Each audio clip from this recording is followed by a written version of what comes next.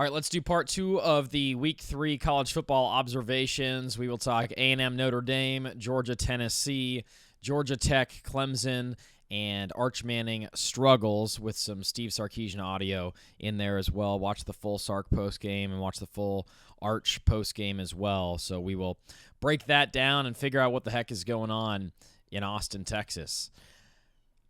We can just go in sequential order. Georgia Tech, Clemson, morning kick, same time as Oregon Northwestern, so I was flipping back and forth between those two games.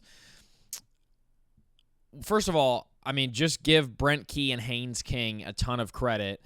Second year together. Key's been there. This is his third season. King is just a reliable, steady, tough as nails, dual threat QB. You might remember last year in Dublin, Florida State had a ton of hype coming into the season given how good they were the prior year, and Georgia Tech shocked them in the Dublin game, won on a last-second field goal, kind of a similar way to the way they beat Clemson. They beat Clemson 24-21 on Saturday, and it was just steady ground and pound QB play. Key is absolutely an awesome guy who has an offensive line background, a Georgia Tech background, so he's a perfect guy for the job, kind of like giving me Clark Lee vibes and what he's doing at Vandy. By the way, shout out to Vandy, Diego Pavia. The Manziel magic is back, and if you haven't watched the SEC on Netflix, watch the Vandy Bama episode from last year. It was absolutely electric. The access they got for the Vandy game against Bama at home was crazy when they did the unthinkable and beat Bama. But back to Clemson, Georgia Tech. Let's just go final drive of the game because that's when I was really locked into this one. Georgia Tech went full 2-minute drill, and I can't believe Dabo didn't call any timeouts. And Georgia Tech doesn't really have a great passing threat. Jamal Haynes, their running back, is their other really, really good player on offense, and they have really steady offensive line. Again, very well coached on the O-line by Brent Key, a former O-lineman himself at Georgia Tech. You kind of knew Georgia Tech was going to run the ball, and Clemson with TJ Parker and Peter Woods, who are supposed to be top 5, top 10 draft picks, and a bunch of talent on that D-line and front seven, didn't really stop it. But even more than that, Dabo didn't call any timeouts. I was personally stunned that Dabo chose to not use either of his 2 timeouts down the stretch there and saved some time for their offense. Like, in the moment, I was thinking, This is so obvious that he should do this. Why isn't he doing this? And my only guess would be that one of 2 things. A, he has zero faith in his own offense to try to score, because had they stopped Georgia Tech on that 3rd down near midfield, they would have gotten the ball back. Or that 4th down, I should say, they would have gotten the ball back with a chance to kick a game-winning field goal if they had gotten 25 yards after that in like 30 seconds. They chose not to call a timeout to disrupt the rhythm of that final 2-minute drill for whatever reason, but the fire drill goes perfectly. Bob Wischusen calls it perfectly. The ESPN play-by-play man, he's tremendous. And just hats off to Georgia Tech, man. They executed perfectly, playing at home against a team with more talent. And that kind of begs the question. And first of all, so period, hard stop there. Give all the credit to Brent Key and Haynes King and that defense and the O-line and just everything that went into that win for Georgia Tech. 24-21. They're 3-0. They're ranked number 18 now. Clemson's officially out of the top 25 at 1-2, despite being a preseason top 5 team, and many folks picked to win the national title. They have a strong chance of missing the playoff altogether now, which is a different conversation. And that's the thing about Clemson. They're 1-2 now. Both losses are very close losses. I mean, they lost on the final possession to LSU, and they lost on the final possession courtesy of a 50-something yard field goal to Georgia Tech. So, it's like Notre Dame, who already has 2 losses as well. They're by no means a bad team, and in fact, in my opinion, Notre Dame is still a very, very good team. They just played 2 games that weren't quite good enough to win. I still have no idea how they actually lost to Texas A&M on Saturday night. I'll get to that game in a second, but my thing with Clemson is everyone wants to bury them. Overall, they just haven't been good enough, nearly good enough, on offense given the talent level. And I get that they don't have a bell cow running back the way they did with Travis Etienne. And I get they don't have a bunch of dynamic receivers because Antonio Williams has been out. But that Bryant Wesco cat, who had an awesome catch and run touchdown, he's one of the fastest players in college football. Cade Klubnik is a tremendously experienced quarterback who's very good. Like, you need to be scoring more than 10 points against LSU and 21 against Georgia Tech. Like, Garrett Riley's the OC. They brought him over a couple of years ago. There's just no excuse for their offense to be this bad. And again, I want to give all the credit first and foremost to Georgia Tech and Brent Key and Haynes King and Jamal Haynes and the rest of that team. Absolutely, the Ramblin' Wreck. Let the Yellow Jackets loose. That being said, I don't know what Clemson's doing on offense. Like, it just looks like a group of 5 operation out there. They really need to get that offense cleaned up. So that's the main observation from the Clemson game. I wouldn't fully bury them, but they were outcoached and outplayed on offense in that game. And again, huge shout out to Georgia Tech on the win. Okay, Notre Dame A&M, finally a signature win for Mike Elko, who had been looking for it, comes over from Duke, did a great job there with Riley Leonard, and now he's been at A&M this is his second year. Marcel Reed took over in the LSU game last year, lit the world on fire, beat LSU. Everyone thought he was going to be the truth, myself included. And then he put up that stinker. Everyone did for A&M against Texas in the regular season finale. They lose 17-7 at home with a berth in the SEC championship game on the line. This was Marcel Reed's next big test since that game, and he passed it with flying colors. I mean, he was making plays all over the field. He's an incredible dual threat. He was facing a Notre Dame defense that I still think, despite giving up 41 points, is very good. They get after the passer really well. Drake Bowen, their linebacker's good. I know they have a couple guys in the secondary. Like, yeah, they may not have like a Xavier Cross type, to my knowledge, yet anyway, up front on the D line, but they're still a well-coached unit by Marcus Freeman. And the way this game ended, I can't believe that Notre Dame lost. So it was very similar to Georgia Tennessee. Home team has the lead most of the game. Notre Dame blocks a punt for a touchdown to start the game. Crowd's going crazy. Jeremiah Love and Jadarian Price, by the way, are just incredible running backs. That one-handed snag that Love had and then catch and run up the sideline for a touchdown was, you wouldn't see too many running backs in college football with a catch radius like that and just playmaking like that. I mean, he's probably the best running back in the country, certainly one of them, and then Price is right there. He might be number 2. They were both incredible. Obviously, their tight end, Reardon, Malachi Fields, their receiver, Faison, their receiver, Greathouse. Like, in my opinion, all of those guys are going to get a chance to play in the NFL. Like, Notre Dame arguably has 5 or 6 NFL skill guys in their starting lineup. Like, that's how talented they are. And CJ Carr's been pretty good. Like, I think we'd all agree. Maybe he hasn't lit the world on fire, but he's definitely been serviceable enough to win these games. The opener against Miami, which they barely lost, and then obviously hanging 40 points. I mean, the offense didn't get all those points, but hanging 40 points in that effort despite losing to A&M. So, dude, I don't know how Notre Dame lost this game. They score the go-ahead touchdown with, I think, under 3 minutes left. Tyler Buckner, former quarterback who started that Ohio State game a couple of years ago, believe is now playing lacrosse at Notre Dame and is also a wide receiver / backup QB / starting placeholder for Notre Dame. He did his job well early throughout the entire game. Notre Dame hit a couple of very long field goals, and he obviously held the ball well. Another good snap, and the poor guy just botched the hold, tries to run it out, can't make a play. So Notre Dame only goes up 40-34. And then Marcel Reed comes down. By the way, it's 4th down and ball game from the 11-yard line with however much time left, 15, 20 seconds left for A&M. If they don't convert here in the final moments of the game on 4th down, the game's over. And Marcel Reed scrambles left, throws the ball up to his tight end, who's a 24-year-old Nebraska transfer, by the way, in his final year of eligibility in college football. Had only had 1 career touchdown before this game. Makes the game-winning snag. By the way, Drake Bowen, Notre Dame's team captain linebacker, was the guy guarding him on that play. He's a very good player. And Marcel Reed just gives him a chance. I loved anticipation from Reed. It was obviously kind of desperation time, but he did throw it with anticipation and let the tight end turn and make the play. Just can't say enough good things about Marcel Reed in this game. Can't say enough good things about Mike Elko. He threw a chair.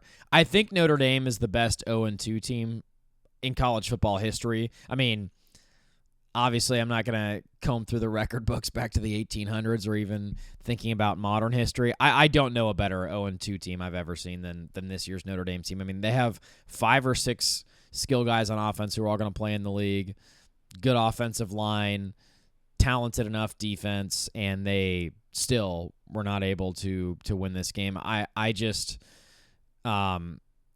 this is the type of game that A&M loses. I think they hadn't beaten a ranked team on the road in over a decade, I believe is the stat. Can double check that. But hey, it's a signature win for Mike Elko. Marcel Reed played great, not just good, great as a passer. Le'Veon Moss, by the way, their running back was great. Let me see if I have any other notes from this game, but I really liked just the NBC Sports broadcast in general. And yeah, I guess my final take here on Notre Dame A&M is that, like Ohio State showed us last year, the regular season unfortunately doesn't matter much in this sport anymore. I really wish it did. The regular season used to be the great part about college football, is that you couldn't lose a single game. If you did, you were out of the national title discussion, barring an insane year like 2007 when LSU won the title with 2 losses. The regular season used to mean everything. Like Ohio State showed us last year, you can lose as a 3-touchdown favorite multiple times, and as long as you win in the postseason, or as long as you show up playing well in the postseason, you don't even have to make your conference championship game. Just show up and play well in the postseason. That's really all that matters if your pursuit is the national title, which it is certainly for Notre Dame. So they have 2 losses.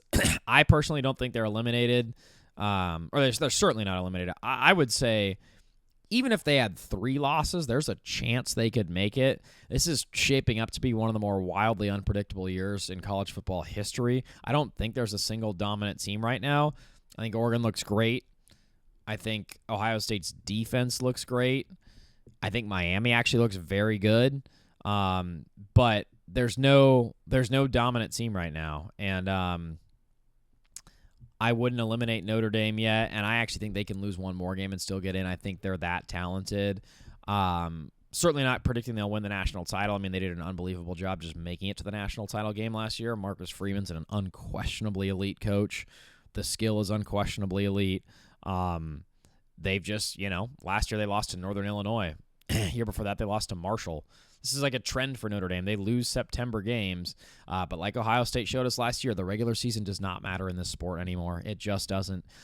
All you need to do is make the postseason and then play your best ball. That is all that matters. In fact, I would, like I've said, if I'm an elite team and I know I'm making the playoff, I would rest my starters in the championship game, conference championship game. Like Carson Beck obviously blew his elbow out in the SEC title game last year. That killed Georgia's hopes of doing anything in the postseason. I would absolutely forfeit and rest in the conference championship games if you know you're going to get in regardless of the result of that game.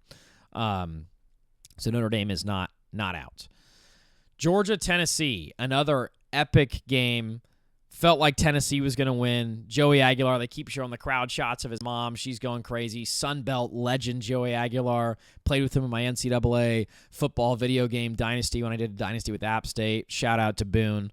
Lovely town. Would love to make it there someday. Shout out to Luke Combs and that College Game Day set.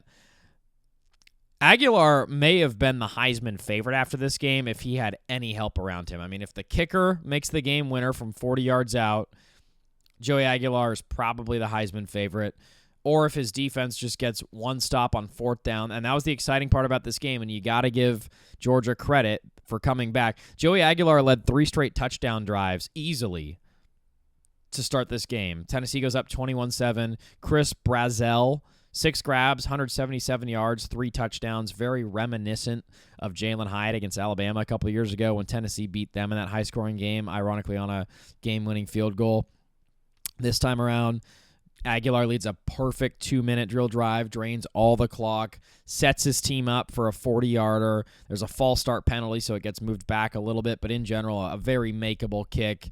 And the poor guy just pushes it way right. Never had a chance from the start. Pushed it way right, and the game goes to overtime. Tennessee makes their first kick, but Georgia just runs the ball basically up the middle, ends up winning with a rushing touchdown in a pile of players in the overtime period. Aguilar's deep ball is just a thing of beauty, man. And when Tennessee took a 38-30 lead, I really thought they had it. It was 4th down and 6 from the 26-yard line for Georgia. And then Gunnar Stockton, I don't want to say became a UGA legend, but he certainly grew in UGA lore, and UGA fans need to absolutely, praise him, as well as Kirby Smart, for saving this win. He throws a dime to London Humphreys in the right corner of the end zone near the front pylon, who borderline Willie Mays style catches it over the shoulder and slides down to keep his feet in bounds, kind of lands on his butt on purpose to keep his balance and stay in bounds. Unbelievable play. Obviously, if that pass is any different, it's an incompletion and Tennessee wins. So that is like the play in the BCS era, that's the play that saved their season. In general, it's the play that saved their undefeated season so far. And then Zachariah Branch catches a wide open 2-point conversion to tie it at 38. And then, like I said, the rest is history. Aguilar leads a perfect drive, drains the clock, but the kicker just smokes it. Brutal loss for Tennessee and its fans, man. Brilliant game by Josh Heupel. I really think he's the perfect coach for Tennessee. That super, super widespread offense where the receivers are way out towards the sideline, basically, that really throws off the defense. There's a lot of running lanes that open for that reason. And then Georgia, Kirby Smart's MO is to leave his corners in one-on-one coverage and his DBs in one-on-one coverage, and he did that a ton. And Tennessee exposed them. I mean, a lot of these guys, Herbie and Fowler were going through it, are 5-star DBs. They're 5-star recruits. And Tennessee's receivers just roasted them. And Aguilar threw perfect deep balls, too. There were a handful of touchdowns in this game that were just beautiful deep balls. Tennessee sustained a couple early touchdown drives, and then to Georgia's credit, they kind of bowed up, and Tennessee had to score on long bomb explosive plays rather than a ton of grinded out type of drives. That probably saved Georgia a little bit.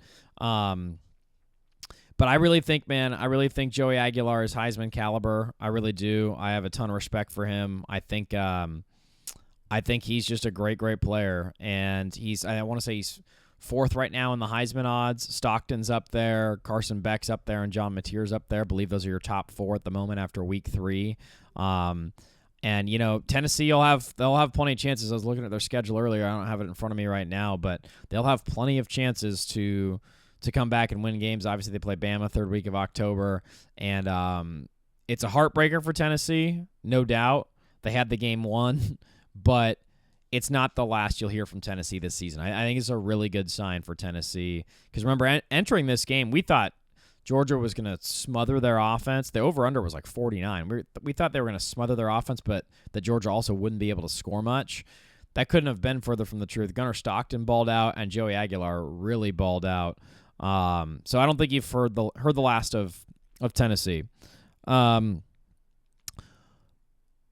that was A&M, Notre Dame, Georgia, Tennessee, and so let's talk Arch Manning for a second. Texas wins 27-10 over UTEP, but it was 7-3 at halftime, and the Boo Birds were out. Just before half, Arch got booed off the field after a 3rd and 5 incompletion, gets tipped and batted down. You've probably seen the clip on social media, or if you haven't, the Texas fans were booing Arch, and a lot of analysts come out and say you haven't played quarterback until you get booed by your home crowd.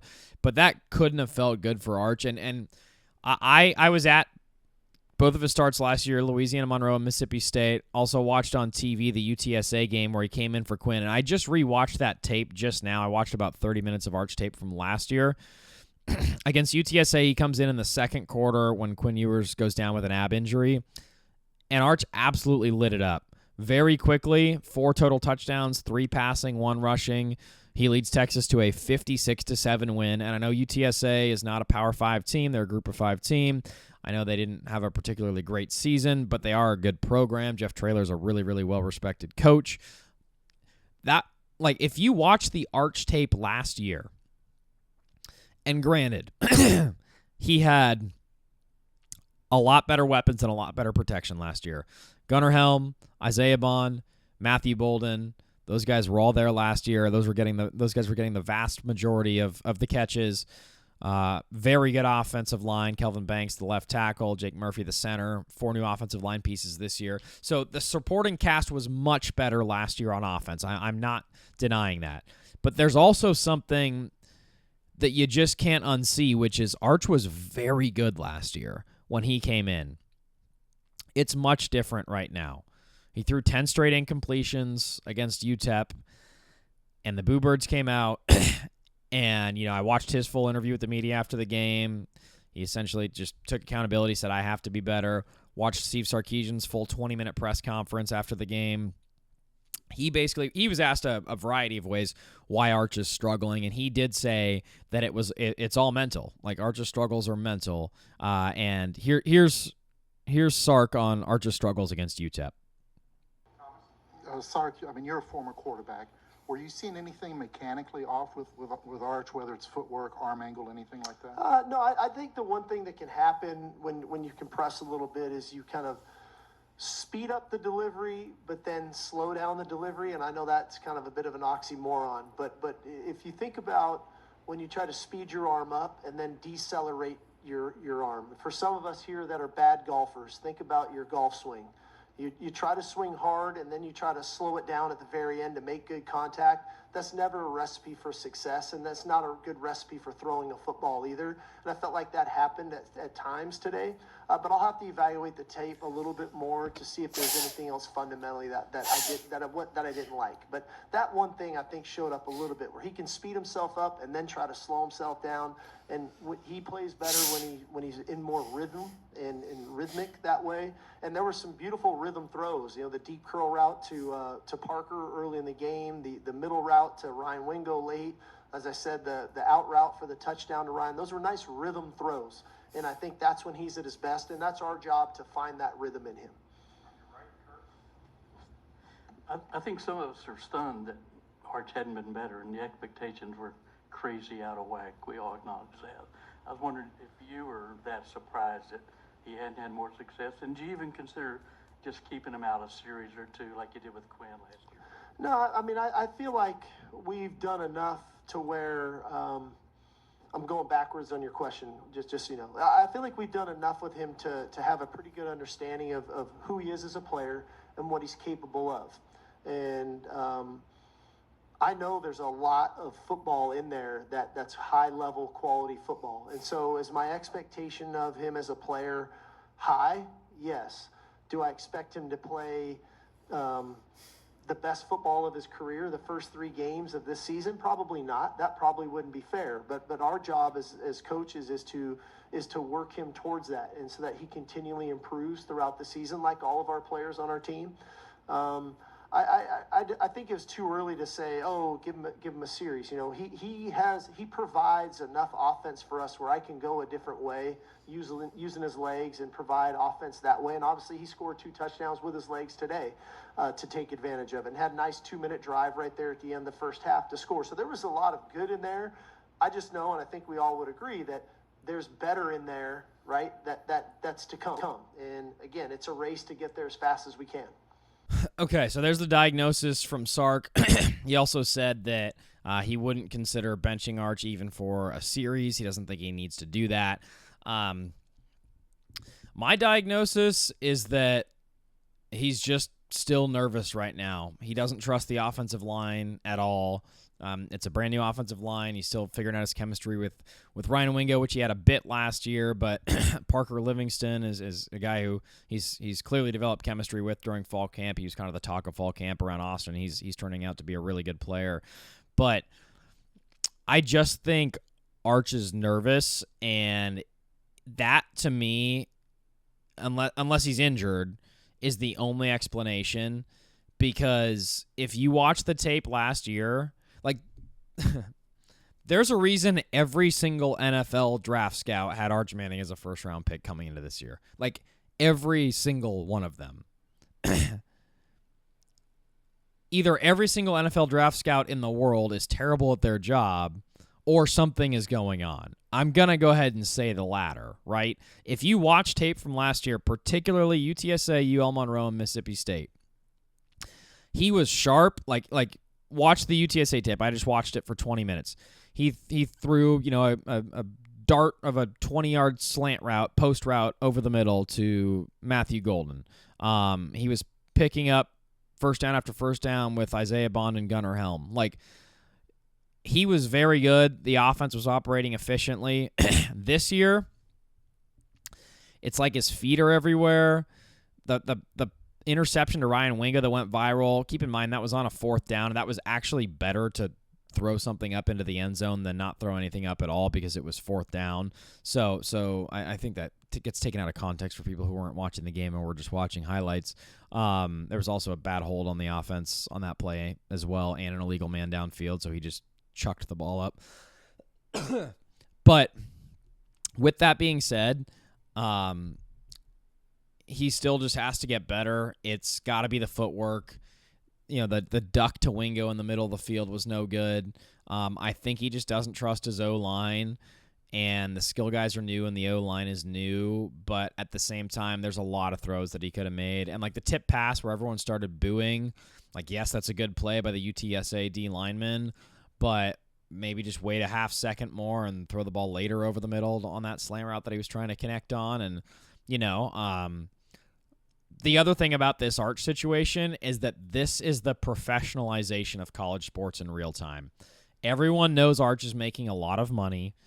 That's the prevailing theory anyway. NIL contracts are still not public information yet. On3 does their best guess, and Arch is in the $4 or $5 million a year range. I think we can all agree that seems about right, especially given that Duke's quarterback Darian Mensah just came over from Tulane for reportedly $3 to $4 million per year for the next 2 years. 2 years, $8 million. So this is the professionalization of college sports in real time, is that because Arch has the name and the 5-star recruiting prowess and he's getting paid, there's going to be criticism, okay? And he deserves it, by the way. Like, he just hasn't looked good. Obviously, he's a college kid. The lights might be a little bright. You don't want to criticize him too much. He's still a college kid. But it just hasn't looked good, and a lot of these throws are very makeable. Like, they're just very makeable throws that he's missing. And his explanation in the post-game media session was just that he has to be better, and he needs to do a better job with timing routes, and he needs to do a better job setting his feet. And that's really all it seems like. Like, just watching the tape last year, he was throwing darts. This year, it just looks like he's rushing things. He's throwing sidearms sometimes. Like, that's pretty much the difference. Last year, on tape, it looked great, and this year, it just doesn't look great yet. By the way, former 5-star in this game as well. Can you name him? UTEP starting QB. Malachi Nelson was the opposing QB in this game, interestingly enough. And by the way, another former 5-star QB, DJ Lagway, who Arch will face in 2 weeks when Texas goes to Florida. What did he do this weekend? He threw 5 interceptions in one game. 5 picks in one game at LSU. So it could be worse. It could be worse. We'll see if Arch and Texas can turn it around, but it definitely could be worse. I just personally think it's nerves and kind of yips. It doesn't seem like it's an injury. Steve Sarkisian and Arch have denied they've said there's no injury. It just seems like it's kind of a yip situation, especially when you compare to the tape from last year. So we'll see if he can get better against Sam Houston this weekend and then Florida the weekend after before the Red River game, second weekend of October. All right, appreciate you guys listening. We will see you next time.